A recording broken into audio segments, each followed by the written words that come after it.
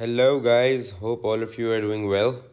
So guys, today's video is about APGP, and in today's video we'll be looking over all the formulas and all the concepts that are used in arithmetic and geometric progressions which can be tested in an aptitude test.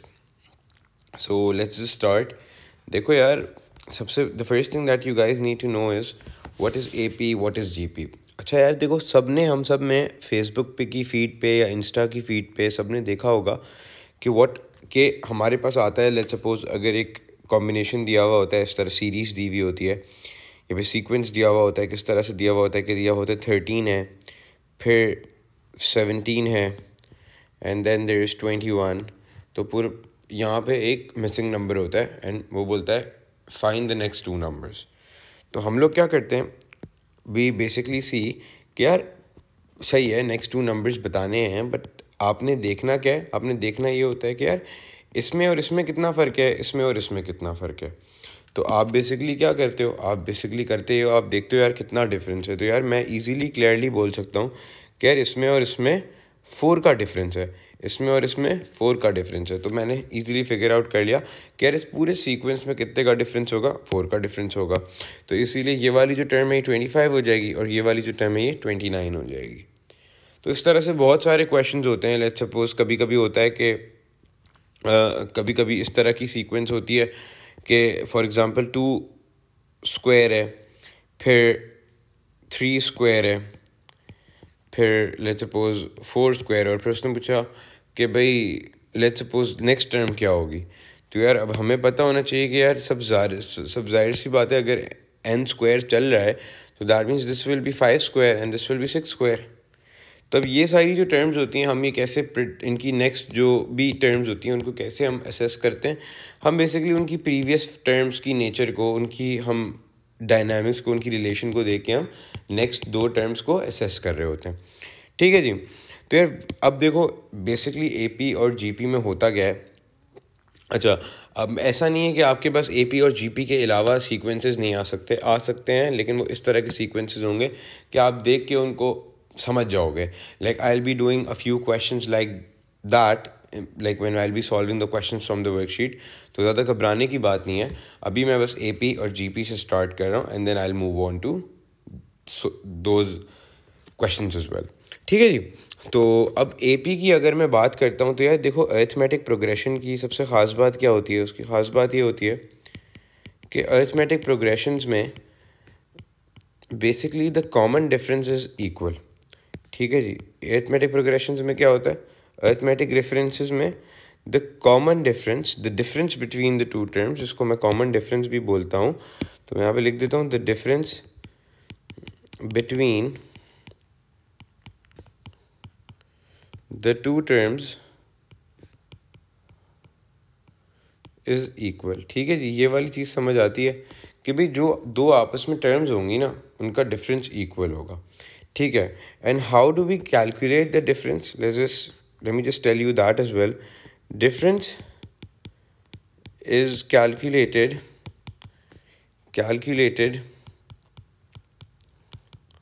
by subtracting. अब यहाँ पे थोड़ी सी मैं मुश्किल बात बोलूँगा लेकिन समझा भी दूंगा. बाय सब्ट्रैक्टिंग, सॉरी, समटाइम्स अंग्रेजी sucks. By subtracting the proceeding term, sorry, the preceding term from the proceeding term. The preceding term from the proceeding term. बेटा मतलब क्या है उर्दू में मतलब ये है कि अगर आपको कभी भी अरिथमेटिक सीक्वेंस का अगर आपको कॉमन डिफरेंस ढूंढना हो जो कि इक्वल होता है हमेशा, तो बेटा that difference is calculated by subtracting the proceeding term from the proceeding term. Proceeding term कौन सी होती है, पहले वाली, और प्रोसीडिंग होती है बाद वाली. तो बाद वाली में से पहले वाली को माइनस कर लो तो आपको पता चल जाएगा कितना डिफरेंस है. ठीक है. और जो तीसरी बात इसके बारे में एक और होती है, वो क्या होती है कि the formula to express any arithmetic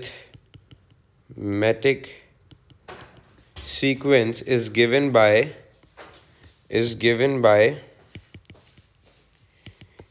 Tn is equals to a plus n minus 1 into d. Alright, तो देखो यार इसमें जो है ना क्या चीज़ होती है, इसमें देखो आपका जो a होता है that is basically the first term of any arithmetic sequence. देखो फॉर्मूला जो है ना अरिथमेटिक सीक्वेंस को रिप्रेजेंट करने का वो बेटा यही रहना है, ठीक है. It's not going to change, it's never going to change, सही है. बट द थिंग इज़ कि इसमें कुछ वैल्यूज़ बदलती रहती हैं बेटा, और वो वैल्यूज़ क्या बदलती रहती हैं. देखो जो a होता है ना इट्स द फर्स्ट टर्म, ठीक है. और जो बेटा d होता है ना इट्स द कॉमन डिफरेंस, जो मैंने अभी आपको बताया था, क्या, proceeding term minus preceding term, common difference, ठीक है जी. और n क्या होता है, n is the number of value, ठीक है. तो यहाँ तक बेटा ये बात क्लियर है. Alright, let's move on to the next slide and then look at a few examples of an arithmetic progression, और फिर उनकी हम जनरल टर्म भी बनाते हैं, सही है. इस फॉर्मूला को बेसिकली मैं कभी कभी जो है ना जनरल टर्म भी बोलूँगा, ठीक है जी. क्या बोलूँगा, जनरल टर्म बोलूँगा. तो basically this formula is basically known as general term for any arithmetic progression, ठीक है जी. Alright, so guys, let's just look at these questions. These are a few examples of an arithmetic progression. अब देखो यार पहला वाला अगर आप question देखते हो तो देखो it's 6, 13, 20, 27, 34, ठीक है. ये टर्म्स हैं एक सीक्वेंस के. अब देखो अभी मुझे नहीं पता कि अरिथमेटिक प्रोग्रेशन है भी या नहीं है, देखने से तो लग रहा है. तो क्यों लग रहा है मुझे देखने से, बिकॉज देखो यार इनका कॉमन डिफरेंस इज सेम. अब देखो बेटा this is the proceeding term and for this proceeding term this is the proceeding term. If this is the proceeding term, this is the preceding term. If this is the proceeding term, this is the preceding term. तो देखो मतलब क्या है यार, मतलब ये है कि आपकी जो बाद वाली टर्म है उसमें से पहले वाली टर्म को माइनस कर दो. So that means it is going to be, let's suppose 13 minus 6, or you can also say 20 minus 13, or you can say 27 minus 20. सबसे बेटा आंसर देखो क्या आएगा, आंसर सबसे ही सेम आना है, 7 equals to 7, फिर equals to 7. तो बेसिकली देखो this is the formula, right. अब मुझे करना क्या है, मुझे इन सब का जो है ना वो निकालना है, जनरल टर्म निकालना है, ठीक है. तो अगर मुझे फॉर्मूला निकालना है, जनरल टर्म निकालना है, तो basically I have to write the general term first and plug in the values. तो देखो अगर मुझे फॉर एग्जांपल इसका a क्या होगा, इसका a 6 होगा, n minus 1 n रहेगा, कॉमन डिफरेंस क्या हो जाएगा, 7 हो जाएगा. So that would result in what, that would result in something like this, 6 plus 7n minus 7. That means it will mean what, it will mean 7n minus 1, ठीक है जी. अब देखो यार this is the formula that this formula basically represents this arithmetic progression. अब अगर मुझे इसी formula को यूज़ करके लेट्स सपोज 20th टर्म ढूंढना होता तो मैं क्या करता, तो मैं n की जगह बेटा 20 डाल देता और -1 कर देता. तो that would give me my answer that I was looking for, ठीक है जी. तो that means this will become 140 minus 1, that it means 139. Basically मेरा आंसर हो जाता which is the 20th term for this progression. Now let's move on to the next one, and this is also an example of an arithmetic progression, even though it doesn't look like one, but it is. तो देखो यार अब scene क्या है, scene ये है कि 1/2 first term है, फिर सेकंड 1 है, फिर 1 whole 1/2 है, फिर थर्ड वाला 2 है, and then this is 2 whole 1/2. तो पहले ना काम करते हैं, इसको थोड़ा इज्जत से लिखते हैं. इज्जत से लिखने का मतलब क्या है, 1/2 1, फिर ये 3/2, फिर ये 2, फिर ये क्या हो जाता है, 5/2 हो गया, ठीक है जी. अब देखो यार, इसका मतलब क्या है? इसका मतलब ये है भाई कि अगर मुझे लेट्स सपोज इसका कॉमन डिफरेंस निकालना होता तो मैं क्या करता, proceeding term minus proceeding, again and again I keep on repeating the same thing, ताकि आप लोगों को यार याद हो जाए कि क्या हो रहा है। तो यार प्रोसीडिंग टर्म क्या है, 1 है, उसकी प्रोसीडिंग क्या है, 1/2 है। अब देखो ईच एंड एवरी टाइम वो चेंज होती रहेगी, मतलब ऐसा नहीं कि फिक्स्ड ही होगी। मतलब कभी तुम्हें थर्ड दी हुई होगी तो उसके लिए तुम थर्ड माइनस सेकंड कर दोगे, अगर तुम्हें फोर्थ दी हुई हो तो फोर्थ माइनस थर्ड कर देना, अगर तुम्हें फिफ्थ दी हुई हो तो फिफ्थ माइनस 4 कर देना, लेकिन वो हर बार चेंज होती रहेगी। तो इसलिए आपको घबराना नहीं है। All you that you need to do is proceeding term minus the proceeding term, बाद वाली टर्म माइनस द पहले वाली टर्म। ठीक है जी। तो लेट्स सपोज अब ना हम एक काम करते हैं, हम इन दोनों को देख के निकालते हैं अपना। तो भाई देखो, लेट्स सपोज वही प्रोसीडिंग टर्म कौन सी है भैया, प्रोसीडिंग टर्म है लेट्स सपोज 3/2। प्रोसीडिंग टर्म कौन सी, सॉरी प्रोसीडिंग टर्म 3/2 है, प्रोसीडिंग टर्म 1 है। तो 3/2 minus 1 is 1/2, that means difference कितने का आ गया भाई, 1/2 का आ गया। ठीक है जी। और राइट, तो अब देखो अगर मुझे इसका फॉर्मूला निकालना होता तो यार इसका फॉर्मूला कैसे आता भैया, इसका फॉर्मूला आता Tn इज इक्वल्स टू, वही जनरल फॉर्मूला पहले लगाओ और उसमें रिस्पेक्टिवली जो भी a और d है वो डाल दो। तो a इसका है 1/2 भैया, और n-1 d क्या है, d है 1/2। सो that means it would become 1/2 plus 1/2 minus 1/2 n minus 1/2, ये कैंसिल हो गया, this would become 1/2 n। So that means Tn for this formula would be 1/2 n। अब मुझे लेट सपोज अगर 15th टर्म ढूंढना होता तो 15th टर्म भाई क्या हो जाता, 1/2 n की जगह पे 15, because 15 n represents the number of term. तो 15/2 is basically what, 7 whole 1/2, that means this is the answer. So let's just look at this third one. In the third example, it says that the first term is 1, the second one is -1, and the third one is -3, fourth one is -5.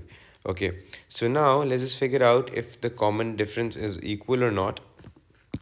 So basically, to figure that out, we'll be doing what? We'll be doing proceeding term minus the preceding.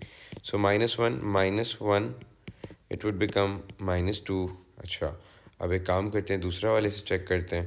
So it should be -3 minus -1, so it will become -3 + 1 and it will be -2। तो देखो यार, they are equal, basically the common difference is equal. So that means कि अगर मुझे, तो this is an arithmetic progression, when it's an arithmetic progression and what if they ask for the general formula of this और the formula that represents this arithmetic progression, तो आप क्या करोगे, आप वापस से जनरल टर्म लिखोगे which is basically a + n-1 into D. तो यार a क्या है, देखो a 1 है, n ही रहेगा, d क्या है बेटा, d is -2, that means 1 plus -2n + 2, that means it will become -2n + 3। This is the formula that represents this arithmetic progression.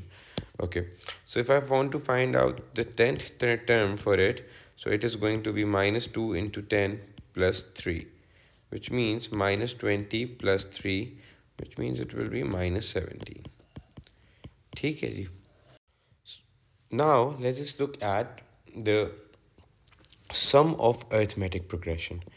अब देखो यार, sum of arithmetic progression में देखो, there are a few formulas that I'd like to discuss.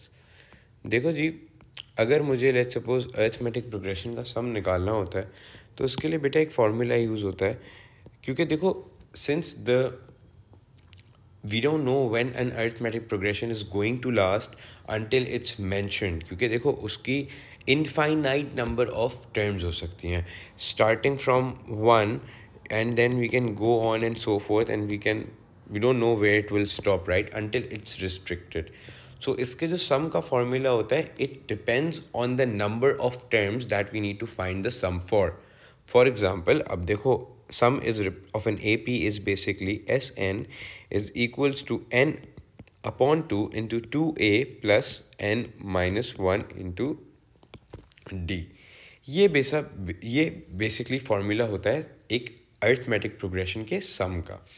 तो देखो अब वो basically होता क्या है, so I'll just write down an arithmetic progression from the previous slide and then we can like study this concept looking at that example. So let's just look at this example now. So before starting with the example, I'd just like to say, like state that n is again over here is number of terms, and then a is again the first term, of course, the first term,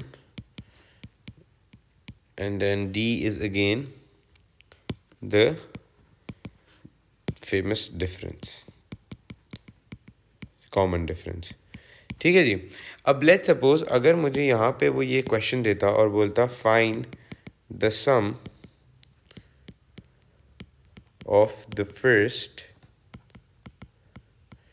20 terms, तो देखो जी आपने क्या करना था, आपने ये करना था कि you could have just find like you can just use the formula that is given over here and then the n in the formula will be 20, क्योंकि वो बोल रहा है यार कि फर्स्ट 20 टर्म्स का निकालो। तो यार देखो फर्स्ट 20 टर्म्स का अगर सम निकालना होगा तो आप क्या कर सकते हो, आप इस फार्मूला ये वाले फार्मूला को यूज़ करके इजीली निकाल सकते हो, बिकॉज यू नो दैट कि यार देखो बिकॉज देखो इस प्रोग्रेशन का एक तो इनफाइनाइट नंबर ऑफ टर्म्स हो सकते हैं इस सीरीज़ में, ठीक है। We don't know where it's going to stop, so how does this like formula for sum works, basically हमें पहले रिस्ट्रिक्ट करना पड़ता है कि हमें कहाँ से कहाँ तक का सम चाहिए, ठीक है। फिर उसके हिसाब से जो ए होता है उस सीरीज़ का हमने वो डालते हैं, डी जो होता है वो डालते हैं, और एन की जगह जहाँ तक का हमें जितनी नंबर का सम, जितनी टर्म्स का सम चाहिए होता है हमने वहाँ पे वो n लिख देते हैं। तो देखो अब इस केस में 20 का चाहिए, तो यार it will become 20/2 into 2a क्या है भाई 1 है, प्लस 20 - 1 इंटू डी क्या है भैया, d is -2, so that means this will become 10 into 2 plus 19 into -2, so that would mean 10 into 2 minus 38, then it will become minus 36, and minus 36 into 10 is minus 360. So that's all for the sum. तो अब इसका sum क्या हो गया first 20 terms का भाई, sum of the first 20 terms is basically equal to minus 360, even though it's a sum and the sums can go in negative values. All right, तो देखो यार ये एक formula था to study the sum. The second formula that exists when we talk about the sum of an arithmetic progression, it basically is that n/2 into a plus l. अब देखो यार ये क्या चीज़ है, इसको ज़रा स्टडी करते हैं। देखो यहाँ पे भी n क्या है, n is the number of term है भैया, ठीक है। अब a क्या है भाई, a is basically first term. अच्छा जी, तो देखो l क्या है, l is basically the last term. अब देखो लास्ट टर्म कहाँ से आई, क्योंकि मैं तो बोल रहा था कि यार इनफाइनाइट नंबर ऑफ टर्म्स हो सकती हैं, लेकिन यार देखो लास्ट टर्म का मतलब ये है कि वो वाली लास्ट टर्म जहाँ तक का मुझे सम चाहिए, ठीक है जी, वो वाली लास्ट टर्म जहाँ तक का मुझे सम चाहिए। तो इस फॉर्मूले को यूज़ करने के लिए आपको ना लास्ट टर्म भी पता होनी चाहिए और फर्स्ट टर्म भी पता होनी चाहिए, और ये भी पता होना चाहिए कि जो लास्ट टर्म जो आ रही है उसकी नंबर ऑफ टर्म वो कौन सा नंबर ऑफ टर्म है। जैसे कि फॉर एग्जांपल अगर यही वाला क्वेश्चन मैं यही वाला सीक्वेंस के लिए मैं अगर ये वाला फॉर्मूला यूज़ करना चाहूँ, so first of all I will have to figure out the last term.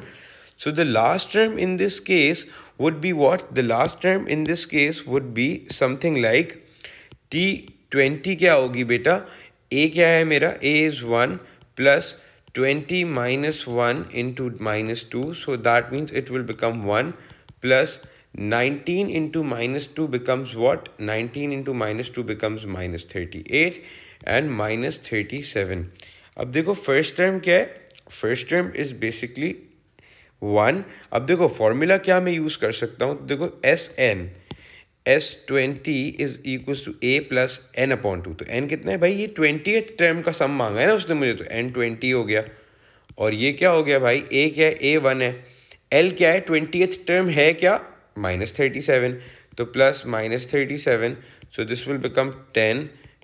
10 into 1 minus 37, so it will be equals to 10 into minus 36, and then it is equals to minus 360। ठीक है जी। तो देखो यार, now if you focus on this, तो देखो मैंने same formula से डिफरेंट फार्मूला से सेम आंसर निकाल लिया, बट टेक्निक थोड़ी सी डिफरेंट है ऑफ कोर्स, क्योंकि देखो this formula is quite different. In this formula basically I am doing the same thing, but then I should know what the last term is that I need to find out the sum till। इसमें इसकी tension नहीं है, आपको सिर्फ ये पता होना चाहिए कितने नंबर का सम, कितनी टर्म्स का सम निकालना है, and then you will by using both of these formulas we will get to the same answer also। like अब since it's an aptitude test, these questions aren't going to be that simple, and if the question is about the sum, they could ask for both the formulas। तो आप जब भी सम का question attempt करने जाओ तो आपके दिमाग में दोनों फॉर्मूलाज इनकॉर्पोरेट हुए हुए होने चाहिए कि दोनों को किस तरह इस क्वेश्चन के लिए यूज़ कर सकते हैं, फिर कौन से वाले को सिर्फ कौन सा वाला फॉर्मूला इस क्वेश्चन में यूज़ होगा। ठीक है जी। So guys let's just look at one more thing that is there. तो अरिथमेटिक प्रोग्रेशंस जो भी होते हैं यार, अरिथमेटिक प्रोग्रेशंस में बेसिकली होता क्या है, अरिथमेटिक प्रोग्रेशंस में द कॉमन डिफरेंस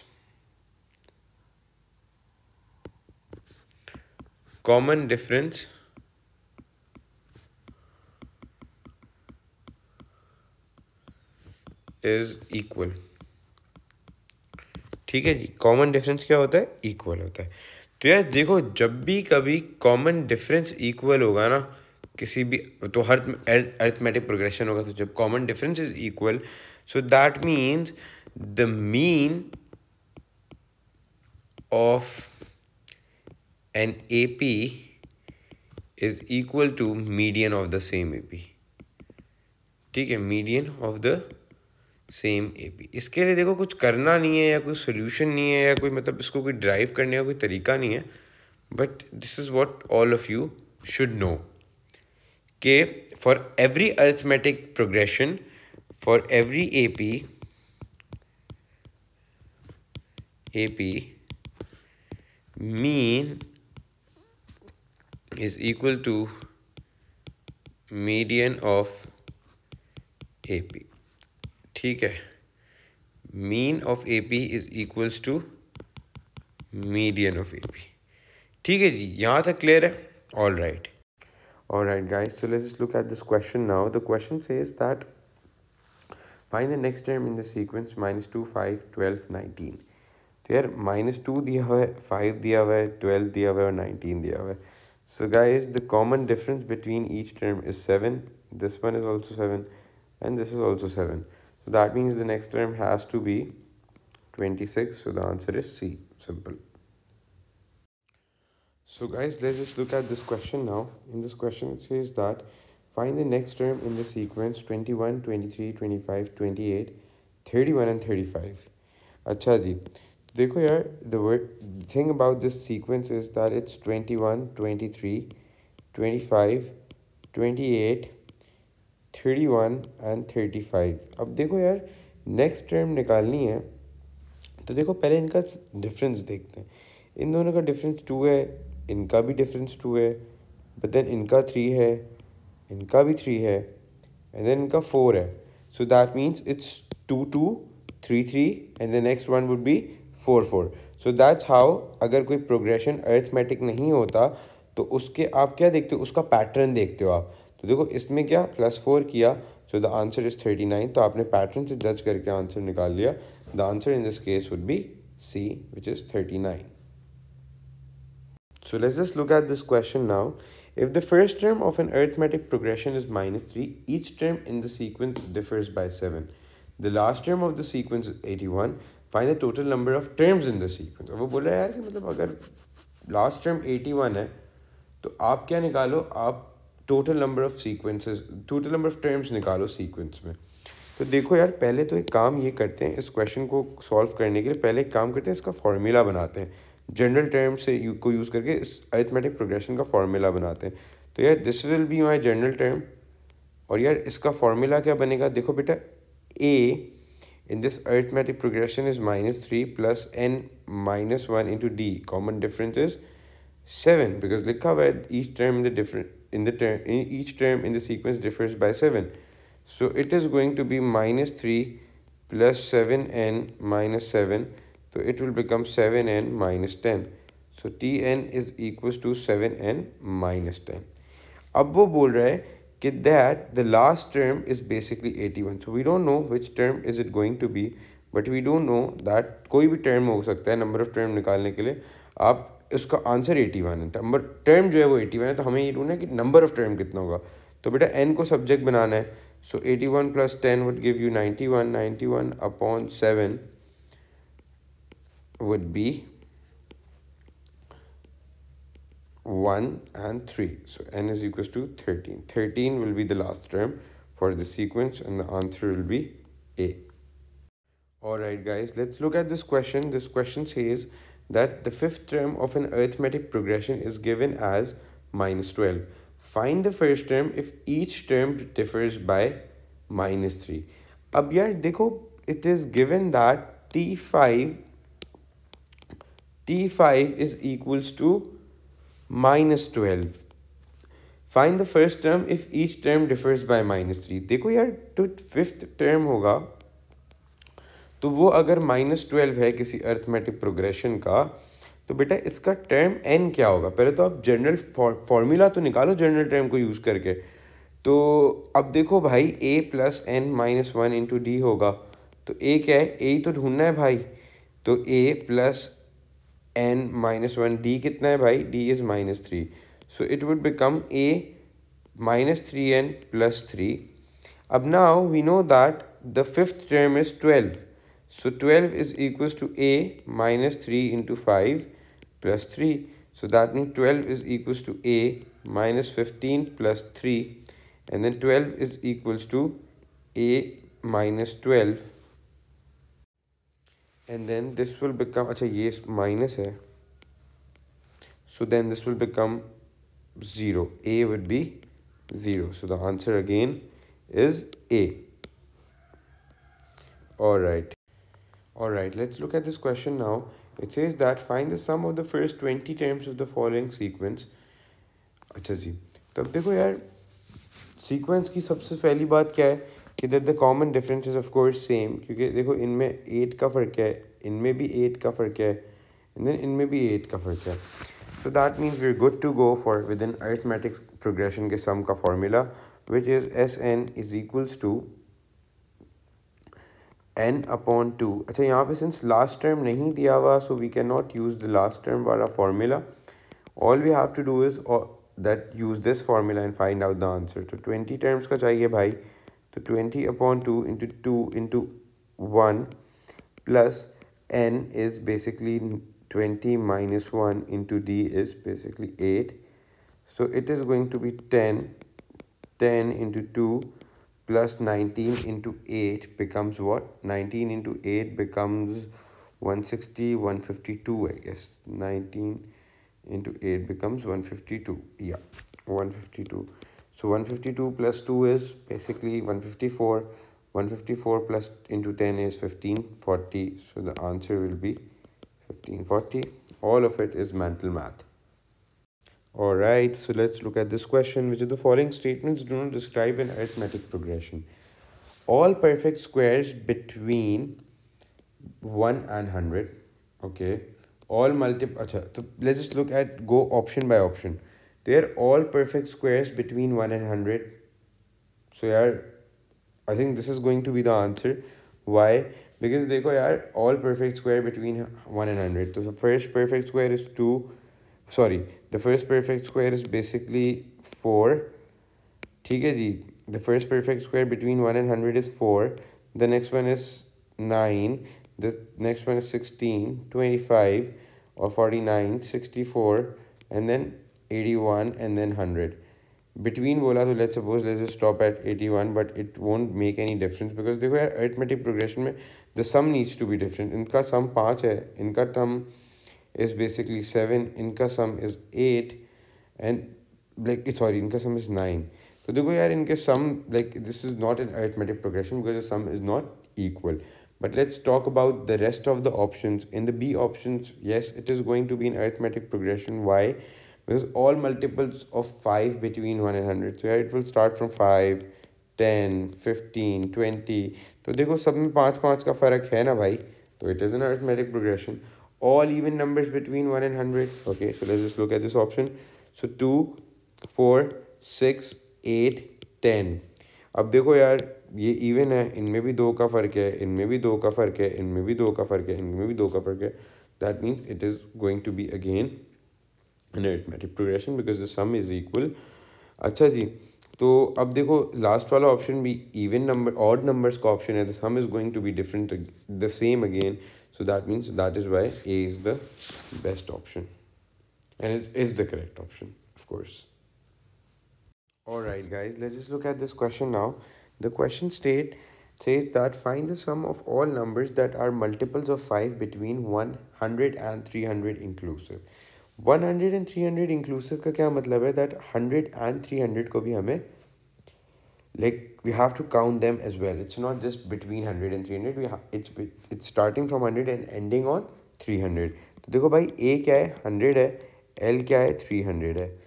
अब देखो what formula do we need to use? A and L are given. We need to use the formula n/2 into A plus L. अब बस हमें थोड़ी सी कंफ्यूजन कहाँ पे कि n कितना है यार. तो देखो यार if we go from start from 100, अगर कोई प्रोग्रेशन 100 से स्टार्ट हो रहा है, मल्टीपल्स ऑफ 5 हैं, तो वो नेक्स्ट जाके रुकता है लेट्स सपोज 200 पे. तो यहाँ से लेके यहाँ तक देखो 21 टर्म्स हो जाते हैं. बहुत सारे लोगों को लग रहा होगा कि सर 20 टर्म्स होंगे. नहीं बेटा 20 नहीं होंगे, 21 होंगे. क्यों 21 होंगे? क्योंकि देखो जब आप 5 से लेट्स सपोज 100 तक जाते हो, सो 5 1s are 5 and 20s are, this is 20s are 100 and this is 1s are. So basically 1 और यहाँ से लेके यहाँ तक 20 होते हैं. लेकिन बेटा यहाँ पे हम यहाँ से लेके 105 से लेके 200 तक भी 20 टर्म्स होंगे. लेकिन जब हम 100 को भी इंक्लूड करेंगे तो बेटा ये भी तो एक टर्म है. So it will become 21 terms. And then from 200 till 300 again it will be 20 terms. क्यों? क्योंकि फिर 200 को तो नहीं, 205 से 300 जाना है तो वो 20 टर्म्स हो जाएंगे. So that means this way our n will become 41. तो 41/2 इंटू ए कितना है बेटा? 100 plus 300. So that means it is going to become 41/2 into 400. तो देखो भाई 200 into 41 will become 8200. So that means the answer is B. Alright, let's talk about this question now. In this question it says that find the number of terms needed to get sum of n numbers equal to 0 in the arithmetic progression where 96, 93, 90. अब देखो यार arithmetic progression where 96, 93 and 90, that means this is 3. So -3 का difference है यार. देखो 96, 93 and 90. तो देखो -3 का डिफरेंस आ रहा है सब में ना. तो अब ये -3 का जो डिफरेंस है इट विल गेट, अब हमें ऐसे सम ढूंढना है कि वो ज़ीरो हो जाए, ज़ीरो सम आए. सही है ना, सम ज़ीरो के बराबर है. तो यार what we are going to do is again we are going to use this formula यार, n/2 इंटू 2a. इसमें लास्ट टर्म का कोई गेम ही नहीं है. तो ये वाला फार्मूला लगा लो. देखो सम ज़ीरो आना चाहिए. n की वैल्यू मुझे नहीं पता, a की वैल्यू मुझे पता है 96 है, n अगेन मुझे नहीं पता, but I know that the difference is -3. So that means 2 को अगर मैं 0 से मल्टीप्लाई करूँ इट विल बिकम 0, n को अगर मैं 0 से डिवाइड करूँ it will also become 0. So now am I left with 296, 2 into 96 plus n-1 into -3. That means 2 into 96 is what? 2 into 96 becomes 192, and 192 minus 3n plus 3. So it will become 195, and then it is going to be फिर 3n यहाँ आ जाएगा. n would be equals to 195 divided by 3, which becomes basically 65. So that means n is equals to 65. Acha ji. So let's just look at this question closely now. It says that the mean of an AP is P and the median is Q. For the first 20 terms, find the difference between the mean and median. अब देखो यार, मैंने जब when I was teaching you guys the concepts, so I just taught you that for an AP, the mean is equals to the median. तो यार अगर किसी भी AP का mean बराबर है median के, so in this case also if the mean is P and the median is Q, so P equals to Q. अब वो पूछ रहे हैं mean और median का difference बताओ. तो यार mean और median का difference इस तरह से आएगा. तो यार mean क्या है? mean is P and median is Q. and और ऊपर मैंने पढ़ा कि Q P के बराबर भी है, तो P minus P is equals to 0. So that means B is the answer. Alright guys, so let's just look at this question now. It says that find the sum of all numbers that are multiples of 9 between 50 and 350. तो यार देखो multiples of 9 का sum ढूंढना है between 50 and 350. So now अभी जो पीछे question किया था 100 and 300 का, इसमें देखो उसमें इंक्लूसिव थे दोनों 100 और 300 भी. यहाँ 50 और 350 में दोनों ही इंक्लूसिव नहीं है और इंक्लूसिव हो भी नहीं सकते क्योंकि this sequence talks about the multiples of 9 between 50 and 350. Basically 50 और 350 जो है ना वो एक लिमिट है, इसके बीच में होने चाहिए. तो यार अगर मुझे इसका a निकालना है तो a 50 के बाद 9 का फर्स्ट मल्टीपल कौन सा होता है भाई? 54 होता है. और यार 350 से पहले अगर आपको चेक करना है कि 9 का मल्टीपल कौन सा होता है, देखो मुझे भी टेबल याद नहीं है, but what I am going to do is I am going to divide 350 by 9 and figure out कि क्या सीन चल रहा है. So 9 3s are 27, 27 minus 35 gives me 80 and 9 8s are 72, तो 8 आ गया भाई. तो देखो भाई 8 कम है इसमें, तो दैट मीन 8 रिमाइंडर है. So that mean I will go 8 numbers backward and find out कि कौन सा नंबर मेरे काम का है. तो यार अगर मैं 8 numbers backward चला जाता हूँ तो दैट मीन्स 342 विल बी, क्योंकि देखो 8 ज़्यादा है ना, अगर ये डिवाइड हो जाता, अगर 8 कम होते हैं ना इसमें, तो 350 में अगर 8 नंबर्स कम होते हैं तो ये डिवाइड हो जाता. तो दैट मीन्स अभी 352 आ गया मेरे पास. L क्या आ गया? 342 आ गया, sorry. So now I just need to do what? I just need to find out the sum of their difference. सही है. अब देखो मुझे अभी ये भी नहीं पता कि देखो कि मेरा ये टर्म क्या मतलब ये 342 है कौन सा term. So what I can do is either I can do use the formula that Sn is equals to 2a plus n minus 1 into d वाला फॉर्मूला भी यूज़ कर सकता हूँ, और I can also use n upon 2a plus l वाला formula. But the thing over here is that in either way I will have to find out which term l is for this arithmetic progression starting from 54 with a difference of 9. तो यार L निकालने के लिए मुझे क्या करना पड़ेगा? मुझे ये पता है कि 342 is the term. I don't know कि N क्या है ना, N minus 1 into D. तो यार A देखो क्या है, 54 है, 342 and N मुझे नहीं पता, but I know that it differs by 9. So यार 342 minus 54 is equals to 9N minus 9.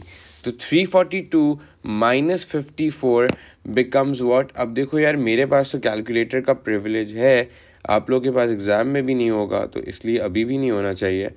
So that means it becomes 288. 288 plus 9 would be 297. तो देखो 288 plus 9 and 9n, so it becomes 297. 297 divided by 9, n is equals to 33. तो यार देखो 33rd term है 342. So that means अगर मुझे भाई सम निकालना है तो it will become S of 33 would be equals to n upon 2. 33 upon 2 a plus l. तो यार देखो a कितना है भाई? 33 over 2, 54 plus 342. So that means 54 plus 342 would be 396. So 33 upon 2 into 396. 396 divided by 2 is 198, and then 198 multiplied by 33. Okay, so those of you who are worried that how are we going to do these longer multiplications. भाई कोई longer multiplications नहीं है. You're going for university aptitude test और ये आप लोगों को पता होनी चाहिए भाई कि ये कैसे होंगी. ठीक है जी. So this is going to be the answer for this. तो मैंने क्या किया, मैंने सबसे पहले निकाला यार कि मेरा A और L क्या होंगे, because this 50 and 350 aren't inclusive. तो देखो A तो निकालना आसान था. L कैसे निकाला, 350 को डिवाइड किया 9 से, पता चला भाई 8 रिमाइंडर है. तो दैट मीन्स इसमें 8 ज़्यादा है कंप्लीटली डिवाइड होने से. तो 8 को माइनस कर दिया, 342 आ गया. That means this is the last term before 350 which is a multiple of 9. इसको फॉर्मूले में निकाला कि भाई लास्ट टर्म कौन सा होगा, लास्ट टर्म भी है अगर तो पता चला 33rd टर्म है. 33rd टर्म है n/2a + l वाला फॉर्मूला यूज़ करा, आंसर निकाल लिया. That's all for this question. Guys, now we will be talking about geometric progressions. अब देखो यार geometric progressions जो है ना basically उनमें क्या होता है and how do they differ from arithmetic progressions. अब देखो यार geometric progressions are all about, देखो इनमें basically होता क्या है, the common ratio is equal. मतलब है इज़ इक्वल. अब मतलब क्या है भाई, मतलब ये है इस बात का कि भाई देखो जब एक अरिथमेटिक प्रोग्रेशन होता है, तो देखो जब अरिथमेटिक प्रोग्रेशन होता है तो वो एक कॉमन डिफरेंस से डिफ़र कर रहा होता है ना, मतलब उसकी दो टर्म्स के बीच में कॉमन डिफरेंस होता है. यहाँ पे क्या होता है, यहाँ पे दो टर्म्स के बीच में कॉमन रेशियो होता है. अब देखो for example let's talk about an example. An arithmetic progression, let's suppose, is 2, 4, 8, 16, 32, 64 and so on and so forth. अब देखो यार अगर इस अरिथमेटिक ज्योमेट्रिक प्रोग्रेशन को अगर आप देखो तो देखो पहला टर्म इसका 2 है, फिर 4 है, चलो समझ आया, 2 का डिफरेंस, फिर 4 का डिफरेंस, फिर 8 का डिफरेंस, फिर 16 का डिफरेंस, फिर 32 का डिफरेंस. तो यार अब मैं डिफरेंस से तो उसको पकड़ ही नहीं सकता कि भाई क्या है. But what I know is that for that if I divide 4 by 2 I'll get 2. If I divide 8 by 4 I will get 2. If I divide 16 by 8 I will get 2. तो बेसिकली क्या इसका जो रेशियो है which is also denoted by R is always equal. अब ratio कैसे आता है, ratio again proceeding term upon preceding term. तो देखो भाई प्रोसीडिंग टर्म है क्या, proceeding term is basically what, बाद वाला टर्म अपॉन पहले वाला टर्म. तो बाद वाला टर्म लेट्स सपोज इस केस में क्या है, इस केस में क्या है भाई 8 है अपॉन 4 कर दिया, तो दैट मीन्स 2 आ गया. इस केस में भैया क्या है, इट्स इज 16 और पहले वाला क्या है 8, तो वापस से 2 आ गया. इस केस में क्या है भाई 64 upon 32 is equals to 2 again. So that means R is for all the cases is equal in the geometric progression. और R कैसे आता है, the preceding term over the preceding term, बाद वाली term upon the पहले वाली term. All right. Now let's just talk about the general formula for an arithmetic progression. तो यार वो कैसे आता है, देखो general formula for an arithmetic progression is basically what it is, Tn is equals to a into Rn-1. तो यार a क्या है भैया, a is first term, R is basically common ratio and n is basically number of term. ठीक है जी, ये चीज़ समझ आती है. All right, now let's look at a few examples of an arithmetic progression. All right guys, so let's just look at these examples now. So in the first example it says that कि यार एक sequence दिया हुआ है 1, 4, 16, 64 और so on and so fourth. अब देखो हमें बेसिकली करना क्या है, हमें बेसिकली सबके लिए फार्मूलाज निकालने, बेसिकली जनरल टर्म को यूज़ करके जो फार्मूला होगा जो कि एक सीक्वेंस को रिप्रेजेंट करेगा वो निकालना है. तो यार basically term n will be equals to a into Rn-1. तो अब देखो यार r निकालने के लिए क्या फार्मूला होगा, 4/1. तो इसमें तो आ गया इजीली, आर क्या हो गया भाई 4 हो गया। अब चेक करने के लिए यार आप क्या कर सकते हो कि यार गलत तो नहीं है, 16/4 भी कर सकते हो कि 16 अगर एक प्रोसीडिंग टर्म है उसकी प्रोसीडिंग 4 है, that means it is going to be 4। So अगर आपको टर्म n निकालना है, फॉर्मूला निकालना है, तो 1 इंटू आर क्या है, r is basically 4 n minus 1। तो यार इस केस में क्या हो जाएगा, it will become 4n minus 1। तो लेट्स सपोज अगर वो मुझसे पूछता है यार क्या फिफ्थ टर्म निकाल के दिखाओ, तो यार फिफ्थ टर्म कैसे आती, 4 into 5 minus 1 which will be 4 to the power of 4। तो 4 to the power of 4 also becomes 2 to the power of 2 and 4. So it also becomes 2 to the power of 8. And 2 to the power of 8 is basically 256 if I'm not wrong. Yes, it is. So this is how we basically form a general term for a formula for a formula which represents an arithmetic progression, geometric progression. तो यार देखो आपने ना एक बात अभी notice करनी है जो मैं आगे जाके डिस्कस करूँगा, वो क्या है कि यार इस ज्योमेट्रिक प्रोग्रेशन की r was equal to 4 which means of course it was greater than 1। ठीक है जी। अच्छा, let's just talk about the next example, and this example is कि भाई क्या दिया हुआ है, सीक्वेंस क्या दिया हुआ है, 8 दिया हुआ है, 4 दिया हुआ है, 2 दिया हुआ है, 1 दिया हुआ है, 1/2 दिया हुआ है। तो यार अब हम नज़र भी आ रहा है कि पहले वाला जो था ना वो डिके नहीं कर रहा था, यहाँ पे ना अब ये डिके कर रहा है। क्या मतलब, ये घट रहा है, कम हो रहा है। ऊपर वाला बढ़े जा रहा था, वो मूव अपवर्ड मूव कर रहा था, ये क्या कर रहा है, ये डाउनवर्ड मूव कर रहा है, डिके कर रहा है। तो देखो अब इसके लिए क्या होगा, इसके लिए जब मैं आर निकालने जाऊंगा तो बेसिकली आर का फॉर्मूला तो चेंज नहीं होगा ना भाई। आर का फॉर्मूला क्या होगा, proceeding term upon the proceeding. तो इसमें 4/8 दैट मीन्स 1/2। दूसरे के लिए भी चेक कर सकते हो, क्या कर सकते हो, अगर ये प्रोसीडिंग है तो इसकी प्रोसीडिंग ये है, तो 2/4, तो 2/4 is also 1/2।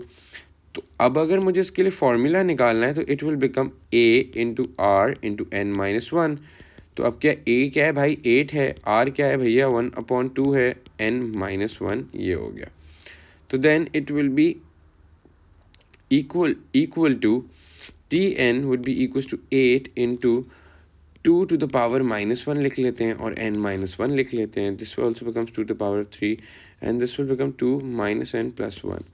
Now it will become 2, 3 minus 1 plus, so it will become 2, 4 minus n.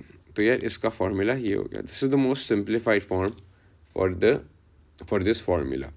ठीक है, अगर लेट्स सपोज मुझे थर्ड टर्म लेट्स सपोज मुझे अगर 6th टर्म निकालनी होती ना, तो यार वो क्या होती, t6 would have been equal to 2 to the power 4 minus 6.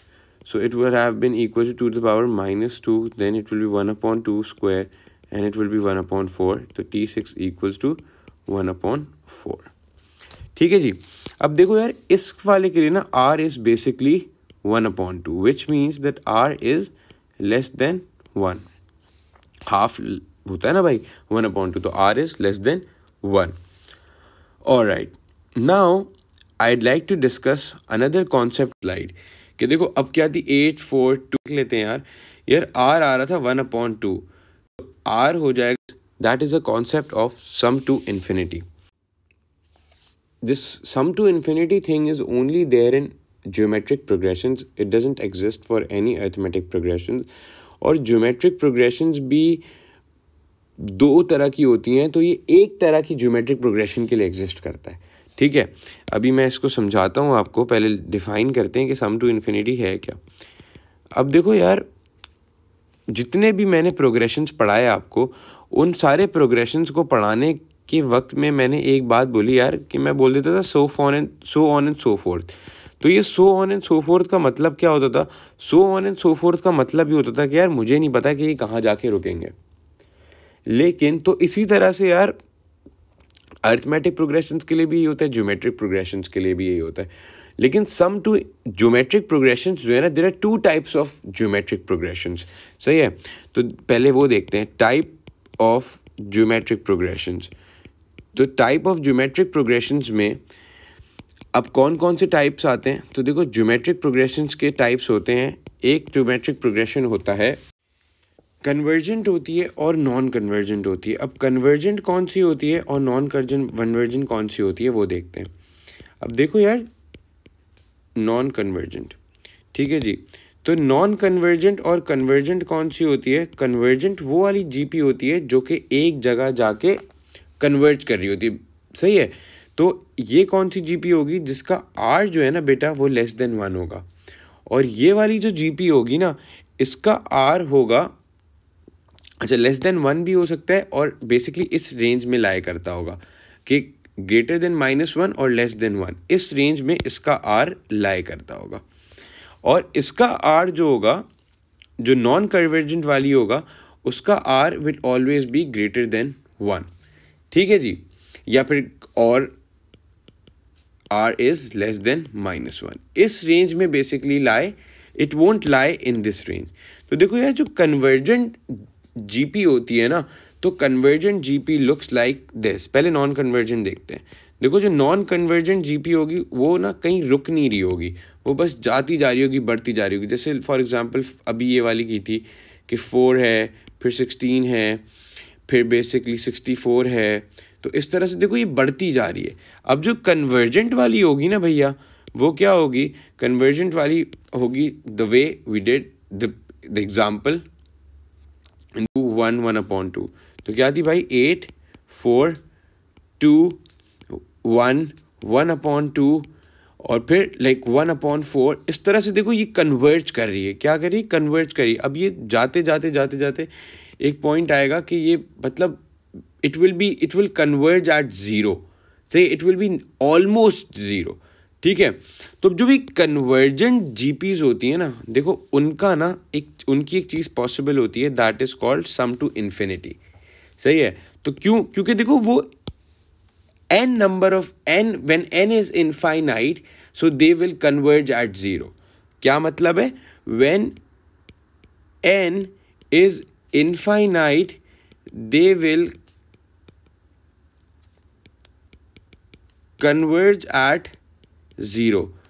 तो देखो इनका ना sum to infinity is possible because they are converging at 1 point. But ये जो नॉन कन्वर्जन वाली, ये तो भाई पता नहीं क्या करोड़ों में हिसाब किताब बनेगा। अगर n इनफाइनाइट कर दूंगा तो ये अरबों में बनेगा हिसाब किताब, जो मैं कैलकुलेट भी नहीं कर सकता, जो मैं सम मेरी निकालना मेरी मतलब लाइक मेरी कैपेबिलिटी से ही बाहर है। इसका सम निकालना इसलिए पॉसिबल है क्योंकि 0 पे कन्वर्ज कर जाएगी, तो इसलिए इसका सम निकालना पॉसिबल है। तो देखो भाई, इसका क्या करोगे आप? इसका सम टू इन्फिनिटी कैसे आता है? a/1 - r। तो यार a क्या है इसका? a in this case is basically 8 और 1 - r। तो r क्या आ रहा था भाई इस केस में? r पीछे से बेसिकली 1/2। तो 1 - 1/2 is basically what? Half, and half over 8/2 is 16। तो सम टू इन्फिनिटी बेसिकली क्या हो जाता है भाई? 16 हो जाता है। और अगर आप मैनुअली भी करना चाहो ना, तो देखो 8 और 4 को ऐड करो, 12 और 2 को ऐड करो तो 14 और 1 को ऐड करो 15 एंड हाफ। तो देखो ये एक पॉइंट आएगा जहाँ पे नहीं 16 के बिल्कुल करीब हो जाएगा। तो इसलिए सम टू इन्फिनिटी इस, जब आप इनफाइनाइट नंबर ऑफ वैल्यूज कर दोगे ना, जहाँ पे कन्वर्ट 0 पे जाके करेगा, तो उस तक सारी टर्म्स का जो सम है ना, that will be equal to 16। And after let's just look at one more thing कि यार देखो सम ज्योमेट्रिक प्रोग्रेशंस के सम वैसे होते क्या हैं, सही है जी। तो let's just look at that sum of geometric progressions, सही है जी। सो देखो यार, when r is greater than 1 ना, whenever r is greater than 1, so the sum of geometric progression basically is sum is equals to Sn equals to a into Rn minus 1 upon r minus 1 for r greater than 1। अगर r भाई less than 1 है, ठीक है, तो sum would be equal to Sn equals to a 1 minus Rn over 1 minus r। अच्छा जी, अब देखो ये तो था r ग्रेटर देन 1 और r लेस देन 1। अब आपकी AP कन्वर्जेंट हो नॉन कन्वर्जेंट हो आपको उससे फ़र्क नहीं पड़ता, सम निकालने के लिए आप बस आर देखोगे और ये कर लोगे। तो for convergent and non convergent both, ठीक है। लेकिन अगर आपने भाई सम टू इन्फिनिटी निकालना है ना, तो a अपॉन 1 माइनस आर, ये किस केस में पॉसिबल है? ये बेटा सिर्फ उसी केस में पॉसिबल है where it's convergent GP and R falls in this range, ठीक है जी। So that's all for GP. Now we'll just look at the questions. Alright guys, so let's just look at this question now. It says that find the nth term of the sequence 2, 8, 32, 128 और इसका sequence ढूंढ, nth term ढूंढना। nth term basically क्या होता है? Formula that represents a sequence और series. तो अब देखो यार इसमें कैसे ढूंढेंगे nth term? तो nth of course it looks like a GP. तो देखो यार nth term GP का क्या होता है? a into r n minus one. अब r क्या होगा इसका? r होगा progressive term upon the preceding term, तो 8 अपॉन 2 विच इज़ बेसिकली 4। तो टी एन इज ए क्या है? 2 है, 2 इंटू 4 एन माइनस वन। अब यार देखो कोई भी इसमें से जो है ना वो ऑप्शन नहीं है, तो बेसिकली क्या हो रहा है? हो ये रहा है 2 इंटू 2, क्या मैं 4 को इस तरह लिख सकता हूँ? 2 स्क्वायर लिख सकता हूँ, एन माइनस वन हो गया। तो 2 into 2 power to the power 2n minus 2 हो गया। Since the bases are same, powers are going to add, and when powers are going to add, तो 2n minus 2 plus 1 हो गया, which will mean 2 to the power 2n minus 1। तो tn क्या हो गया? tn is equals to 2 to the power 2n minus 1।